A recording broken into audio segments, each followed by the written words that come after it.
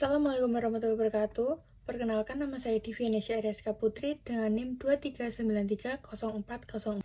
Kali ini saya akan mempresentasikan hasil dari proposal metode penelitian yang sudah saya lakukan dengan judul Pengaruh Desentralisasi, Partisipasi Anggaran, dan Budaya Organisasi terhadap Kinerja Manajerial pada PT Telkom Indonesia Persero Tbk. Latar belakang, berdasarkan fenomena kinerja manajerial PT Telkom Indonesia Persero Tbk pada cabang Medan, Sumatera Utara belum stabil akibat lambatnya adaptasi SDM terhadap perkembangan teknologi yang dipengaruhi oleh pelatihan yang kurang sesuai dengan job description.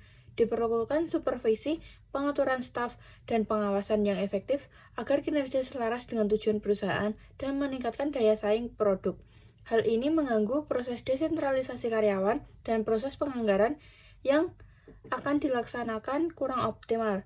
Budaya organisasi seperti ini sangat mengganggu keberlangsungan hidup karyawan. Terdapat inkonsistensi hasil penelitian terdahulu terhadap X1, X2, dan X3 yang mempengaruhi hasil penelitian. Contoh yang diambil pada research gap ini adalah X1, yaitu desentralisasi.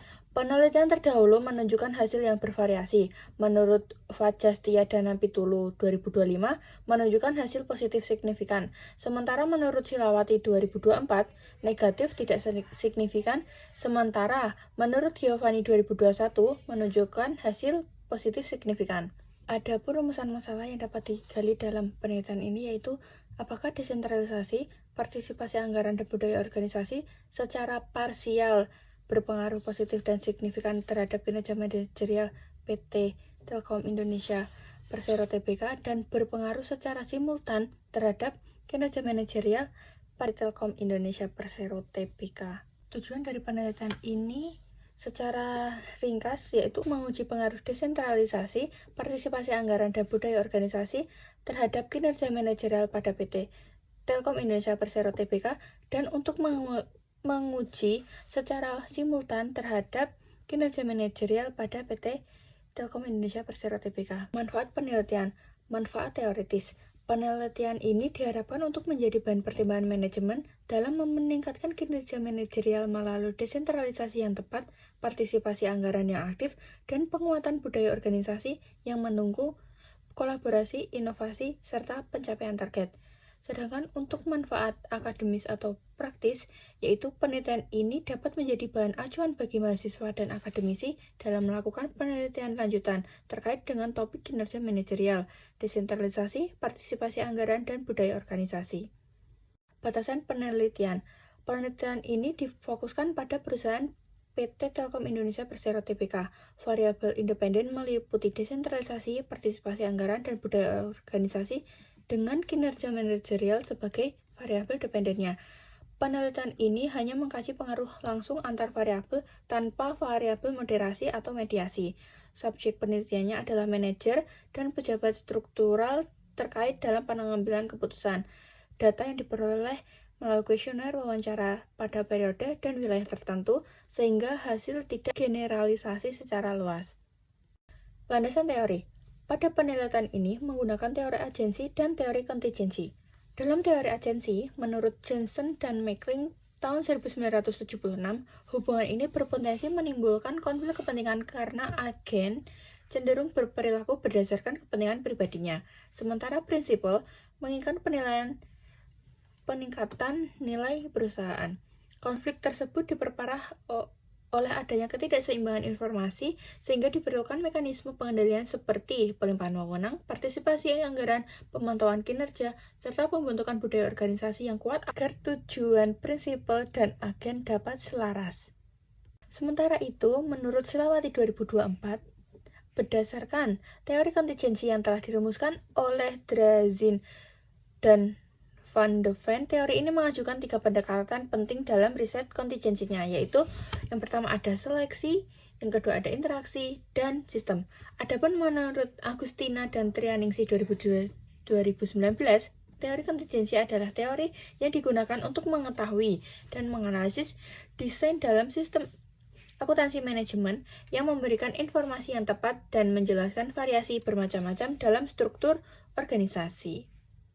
Ada variabel yang digunakan adalah variabel independen yaitu kinerja manajerial dan variabel dependen yaitu desentralisasi, partisipasi anggaran, dan budaya organisasi. Selanjutnya adalah kerangka konseptual. Berikut adalah gambar dari kerangka konseptual di mana H1 itu desentralisasi berpengaruh positif dan signifikan terhadap kinerja manajerial. H2, partisipasi anggaran berpengaruh positif dan signifikan terhadap kinerja manajerial. H3, budaya organisasi berpengaruh positif dan signifikan terhadap kinerja manajerial. Dan selanjutnya adalah H4, yaitu desentralisasi, partisipasi anggaran, dan budaya organisasi secara simultan berpengaruh positif dan signifikan terhadap kinerja manajerial. Populasi yang ditetapkan adalah seluruh manajer, kepala bagian, dan pejabat struktural setingkat yang bekerja pada PT Telkom Indonesia Tbk. Selanjutnya adalah metode pengambilan sampling menggunakan non-probability sampling dan probability sampling, di mana teknik yang digunakan adalah convenient sampling, cluster sampling, dan area sampling. Selanjutnya adalah penghitungan sampel. Misalnya diketahui jumlah populasi manajer dan pejabat struktural setingkat itu sebanyak 120 orang dengan tingkat kesalahan adalah 5%, 0,05, di mana N 120 dibagi 1 plus 120 dalam kurung 0,05 pangkat 2 yaitu sebesar N 120 dibagi 1,3 yang hasilnya adalah 92,3 sehingga jumlah sampel yang digunakan dalam penelitian ini sebanyak 92 responden. Ini adalah indikator penilaian, yaitu variabelnya adalah desentralisasi, indikatornya wewenang pengambilan keputusan, kebebasan penentuan kebijakan operasional, dan tanggung jawab atau hasil keputusan. Sumbernya yang digunakan yaitu Gordon dan Narayan tahun 1984. Selanjutnya adalah partisipasi anggaran, di mana keterlibatan dalam penyusunan anggaran, pengaruh terhadap penetapan anggaran, kesempatan memberikan usulan, intensitas komunikasi dalam penyusunan anggaran, itu menjadi indikator, dan sumbernya yaitu Milani 1975. Selanjutnya adalah budaya organisasi. Indikatornya yaitu yang pertama orientasi hasil, yang kedua orientasi tim, yang ketiga inovasi dan pengambilan resiko, yang keempat adalah stabilisasi organisasi. Sumber yang dipakai yaitu menurut Lee dan Caldwell 1991 dan Denison dan Misra tahun 1995. Selanjutnya adalah indikator penilaian dari kinerja manajerial, di mana indikator ini terdiri dari 8 poin. Yang pertama adalah perencanaan, yang kedua ada investigasi, yang ketiga koordinasi, yang keempat evaluasi, yang kelima pengawasan, keenam pengelolaan staf, 7 negosiasi, dan ke-8 adalah representasi, di mana sumbernya yang berasal dari Mahoney et al. Tahun 1963. Indikator penilaian ini adalah skala Likert, penilaiannya 1-5. Selanjutnya adalah teknik analisis data.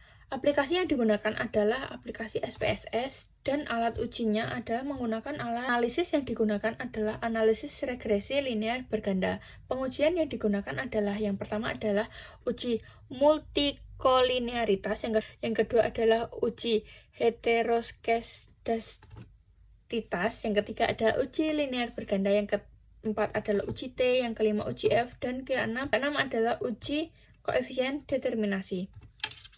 Sekian penjelasan proposal metode penelitian yang saya teliti. Selebihnya saya mohon maaf. Wassalamualaikum warahmatullahi wabarakatuh. See you.